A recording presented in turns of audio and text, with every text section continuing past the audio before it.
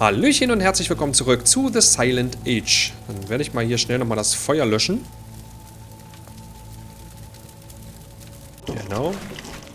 Okay. Piu, es ist aus. Für heute habe ich jetzt genug mit dem Feuer gespielt. Alles klar, und wir kommen an die Axt ran. Uah, das steckte verdammt fest drin, aber ich habe es geschafft. Du bist ja auch ein starker Junge. Okay, die Axt. Ich versuche mal mit der Axt unten im Keller diese eine Holztür da aufzukriegen. Denn ich möchte wissen, was dahinter ist. Und warum ist da an der Wand diese Silhouette von der Knarre? Alles klar. So, Tür ist offen, Axt ist kaputt. Ein Aquarium und schon wieder ein kleiner Clownfisch. Eine Lavalampe, cool. Sehr cool.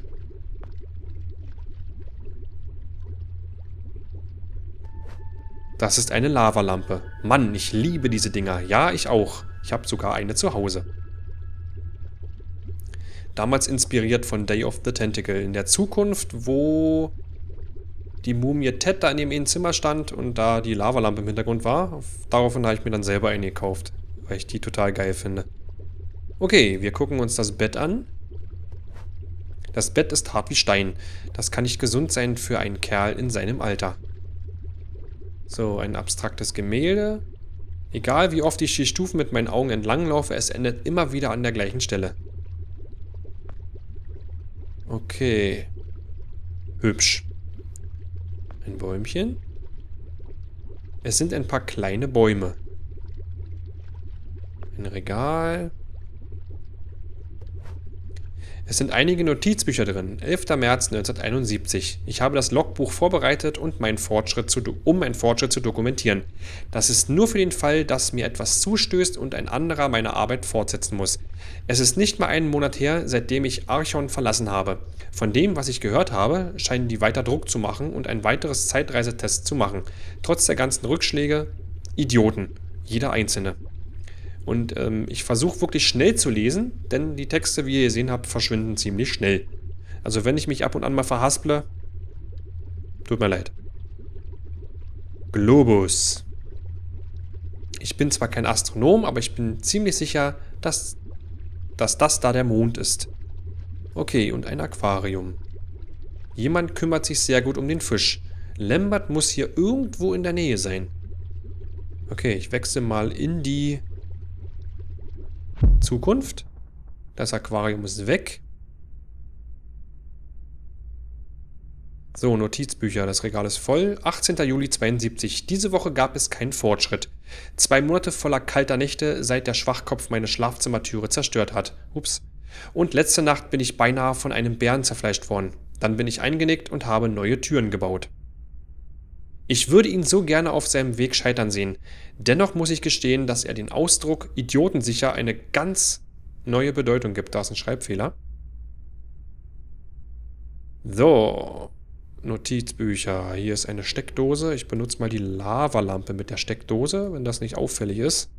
Zack. Wow, voll schräg. Weinflasche. Das ist seltsam. Ich glaube nicht, dass die Flasche aus Glas ist. Selbst der Korken sieht aus wie aufgemalt. Ja, das ist eine Metallflasche und ich weiß auch schon, wo ich die benutzen kann. Okay, Pflanze.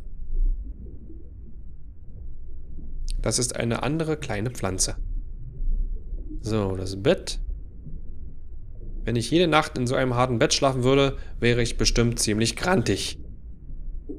Okay, zurück. Dann gehe ich mal hier durch. Und dann werde ich mal die Weinflasche benutzen,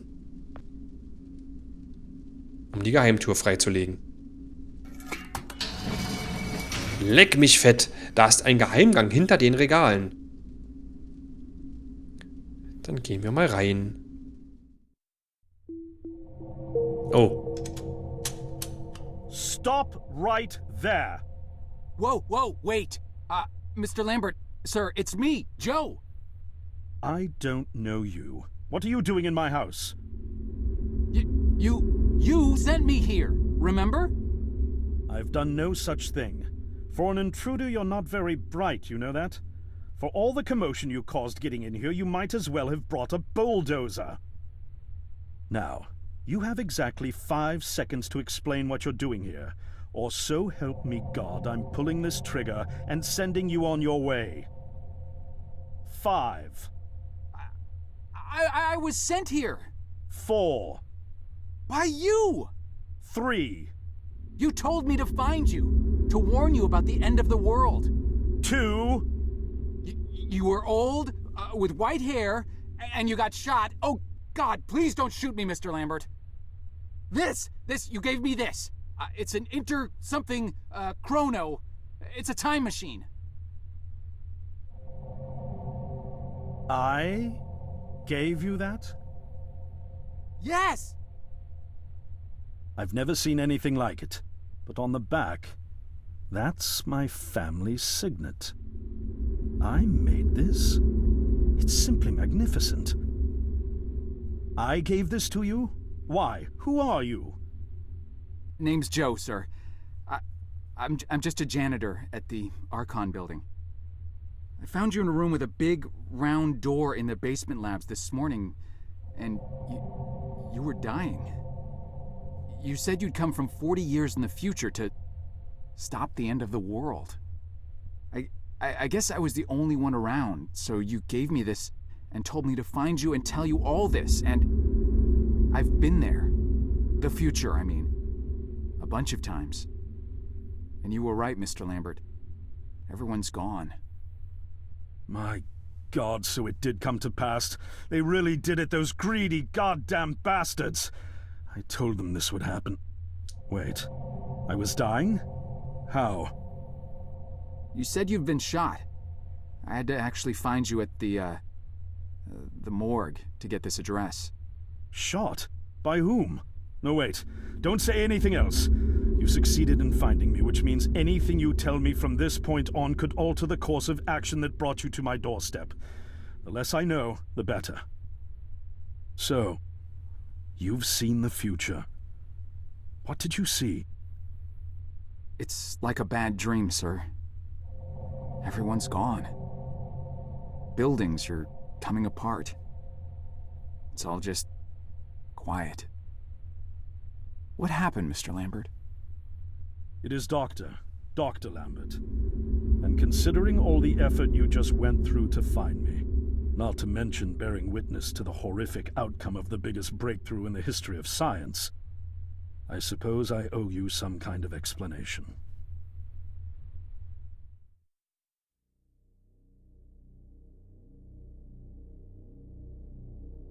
I was 24 when I got hired by Archon, or Athena as it was called back then.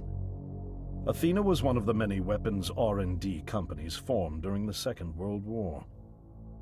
Unlike other R&D companies that had retooled themselves to pursue peacetime activities after the war, Athena had made enough money to continue chasing the next big thing in defense technologies. They were betting the farm on post-war Soviet expansion, raising the level of government paranoia to create a lucrative market for esoteric weapons research. I'd say they made the right bet. Still a theoretical physicist at MIT, my thesis on the possibility of time travel via dimensional membranes got published shortly after I was hired in 1961. Company heads were so impressed, they gave me a team and a budget. Development exceeded even my own expectations, and after only 6 years, we had the first primitive version of the time machine up and running. Sitzt eine Katze drin?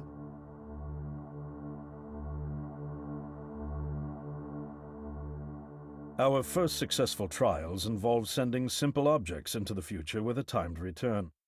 But with Archon running out of money, that was all the company bigwigs needed to secure a big fat contract with the Department of Defense. Apparently, we had sold them on the idea that the technology could be used to go back in time and strangle communism in its cradle. The reality, of course, was that it couldn't. Due to the laws of causality, you can't travel back in time beyond the point where time travel was invented. And sooner or later, we had to explain that to our benefactors. When they started pushing for progress reports, Archon management had to come clean, but instead chose to ease government concerns by claiming the technology could be used to bring back advanced weapons from the future. But this too was a lie.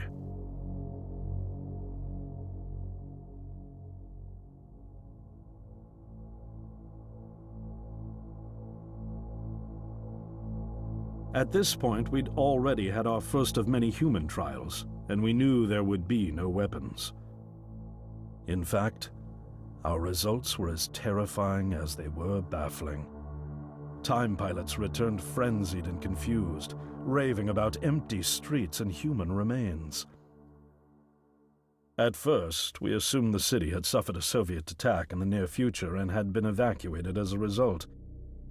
But as we pushed on further, the terrible reality became clear. Time pilots started returning fatally ill, dying within a day or two from painful convulsions. Some never returned. We lost several pilots, machine prototypes, and other equipment. When the first contamination erupted in the lab, we were completely unprepared, losing 3 lab technicians to what we later identified as an incredibly aggressive airborne virus.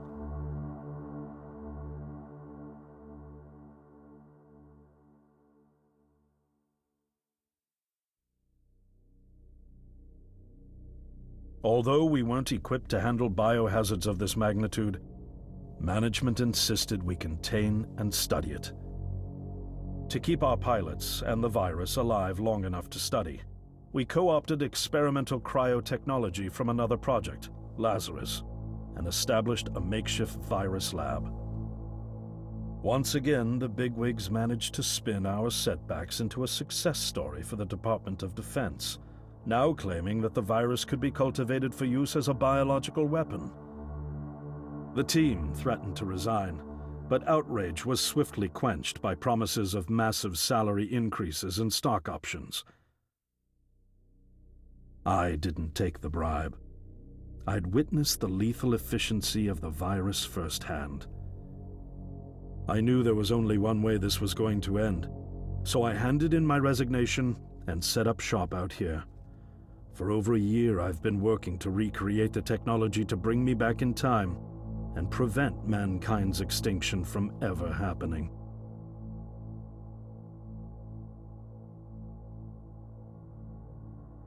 And now you're here, the harbinger of doom at my doorstep, wearing a boiler suit. Who could have imagined that Judgment Day would begin like any other Monday in May? In any case, unfathomable as it may be that you were able to bring this information to me, knowing is only half the battle. Preventing the outbreak will require more than just your tenacity. Me? Wait, what? Yes, I'm afraid I must rely on you one more time. You must go back to Archon and prevent the outbreak.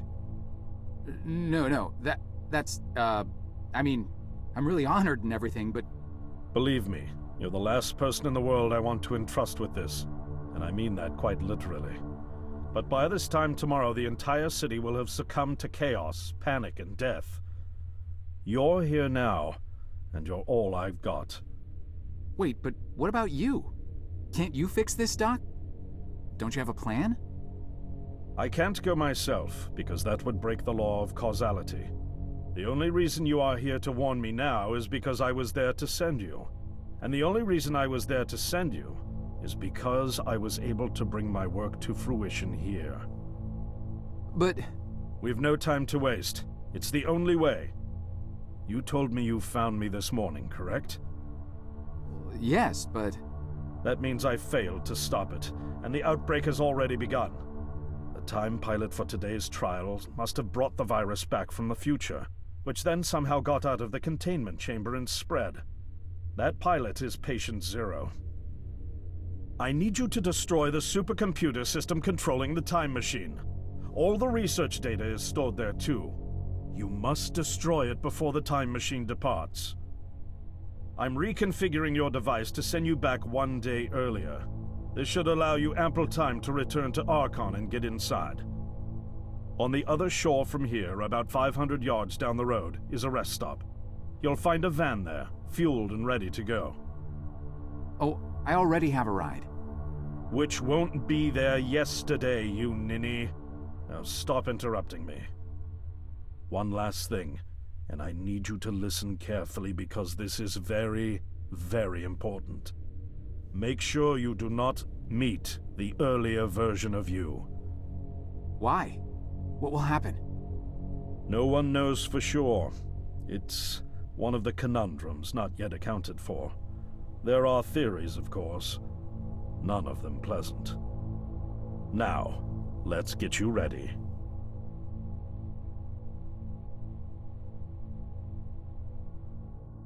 Cool. Okay. Wir müssen jetzt How did I get quasi... myself into this? I nearly got killed trying to reach Dr. Lambert thinking he had a plan. And it turns out it's me. I'm the plan. At least I don't have to walk back. This van's not as cool as the ambulance, but it has its charm. And it sure was nice of him to pack me lunch. I wish he'd pack me a can opener for the beans, though. And some gas for the Bunsen burner. But I'm sure I'll think of something. I've got several hours of driving ahead of me after all. It'll be almost morning before I get to Archon. I just hope I have enough time.